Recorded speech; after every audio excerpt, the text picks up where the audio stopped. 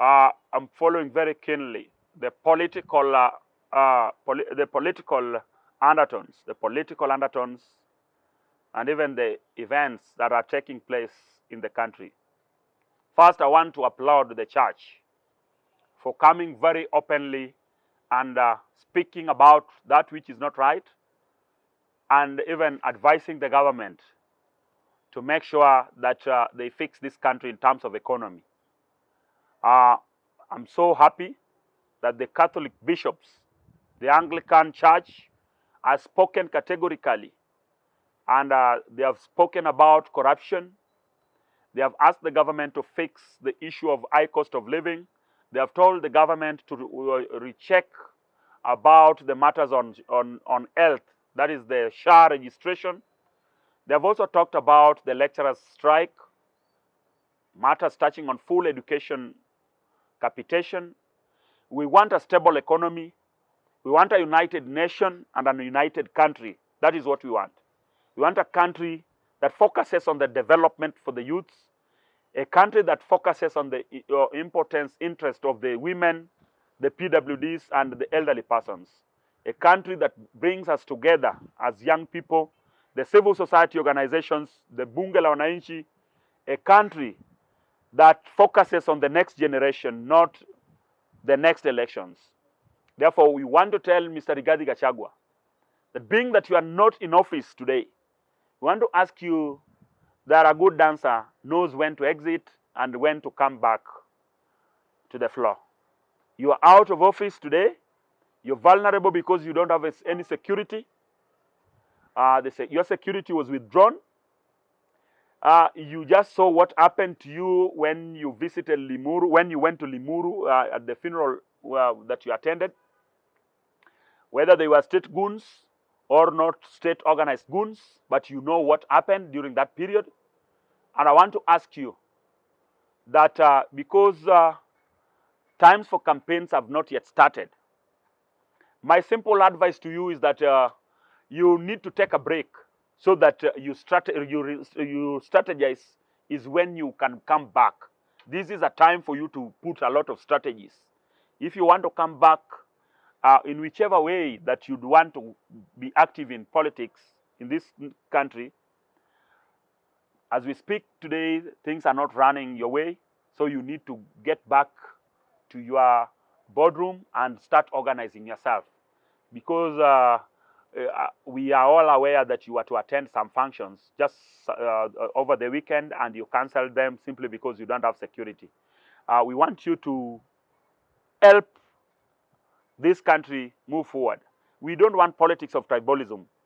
I want to ask all Kenyans from wherever they are, from all walks of life, that let us not travel towards this journey. That is what brought war in Somalia. That is what brought war in Rwanda. It all started with 2 tribes, and later on there was genocide in Rwanda. We don't want tribalism in Kenya because we know the end result of tribalism is war, and war, the end result of war is murder and loss of properties and loss of lives. Therefore, we want to tell Rigathi Gachagua, we don't want petty politics, we don't want tribal clashes, we don't want tribalism to be spread across. You are no longer the deputy president. Forget about the deputy president position.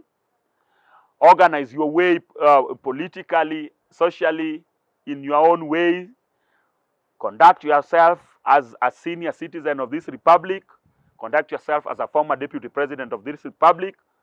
Avoid a lot of lamentations. Fix yourself. Get used to your place, because that is where you are. But because you used to tell us that you are there to prevent Raila Amolo Odinga from accessing State House, today I want to ask you, between you and Raila Amolo Odinga, who has now blocked each other, how did Raila Amolo Odinga access State House and talk to William Ruto? And today you said that there will be no handshake. Today we are having a broad-based government. A conversation between Raila Amolo Odinga and William Samoei Ruto. Things that you told us that will never happen. We want to tell you politics is not for one person. We want to tell you Kenya is not for one individual. We want to tell you Kenya is not for a single tribe. Kenya is for 42 tribes. Politics is generally about interest. When you are in it, you support it. When you are out, you completely differ with it because your interest is not catered for. By the time the former DP was in government, he was supporting the government policy because it was part of it. During the campaigns, they campaigned together with the President William Samoei Ruto, and they were sharing the same ideas and ideologies. Now that he's out, he wants to fight it out and fight everything through so that this government falls. It is simply because of the interest, because he's not part of that government. So I want you to understand that politics is not about enmity. Politics is not about permanent friendship. Politics is purely interest. When you are in it, it is good. When you are out, it is not good. So that is what I wanted to answer you in terms of the fight for the deputy president and his utterances, the current utterances in relation to the government policies. He said that SHA is not good, but by the time he was in government, SHA was good. He's saying that the president, William Samoei Ruto, is not running the nation correctly. By the time he was in government, he was the sole defender to this government. Every time he used to talk about, we are fixing the economy, we found an empty coffers. You remember during the easy inauguration into office, he said that we found we found that there was nothing completely in the banks, and he said that Kenya has no money as we speak, simply because monies were looted.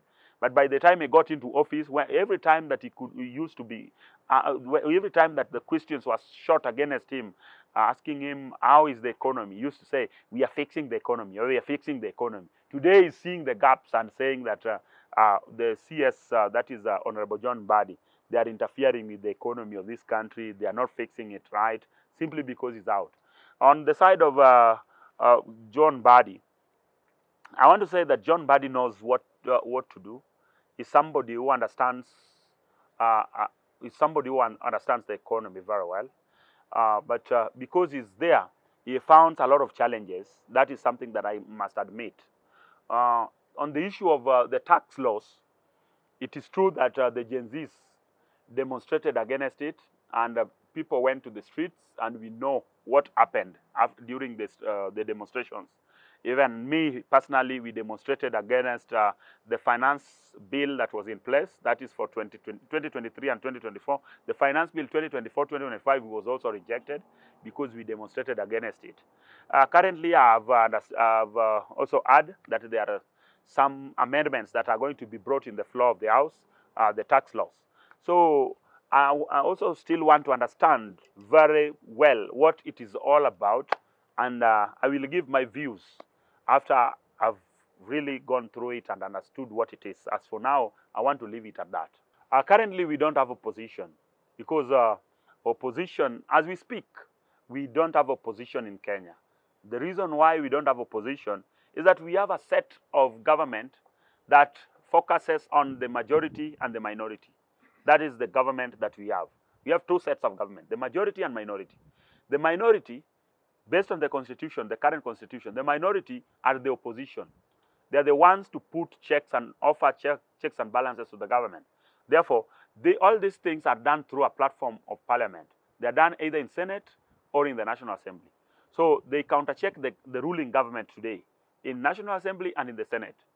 But the other opposition that people used to know, it is not there. Because we all know that it is Raila Amolo Odinga who people used to know that is the leader of opposition. But since Baba came together and formed a working relationship with President William Samoei Ruto, and today Baba is campaigning to be the AUC chairperson, and William Samoei Ruto is also campaigning for Baba. Baba is the candidate for Kenya. Therefore, there can no longer be any opposition from the side of Baba because Baba wants all support from the government. So currently, as we speak, we have a broad-based government, a government that is all-inclusive, a government that has brought us together, a government that works for the interests of the people. Baba's team are in government, and Ruto's team are in government. So though ODM is claiming not to be in government, which is also right because they have not signed any deal and openly, which demonstrates that they're part of government. But as we all know, Baba's team are supporting the government. Just recently, when President William Samoei Ruto toured Kisumu, Gladys Wanga, who is the governor for Odm'S and the chairperson for ODM, did promised William Samoei Ruto in Kondele that the ODM party are supporting the government. Those were our words, that we are supporting your government, I will stand with you, and we know that you are working so well. ODM is supporting your government. So that is my take on that. Politically, Azimio is dead. Politically, Azimio is dead. Azimio is dead because Azimio is not holding any meetings. Azimio are not making any deliberations. They are not making any actions in terms of the 2027 politics. There are rarely meetings for the Azimio. Legally, Azimio is existing. And ODM is in Azimio legally because they have not exited. For them to exit, they must write a letter to the register of the political parties. The letters are letters that they're demanding for withdrawal. So they withdraw themselves from Azimio officially. Wiper has not moved out of the Azimio. Jubilee has not moved out of the Azimio. DAPK has not moved out of the Azimio. Those are political statements that are just spoken in the public, but the official exit has not been done. Even Martha Karua has not moved out of the Azimio officially. Those are just political statements that are made recklessly, just maybe to scare some people that they are going, but the legal process of getting out or exiting from the Azimio has not taken shape.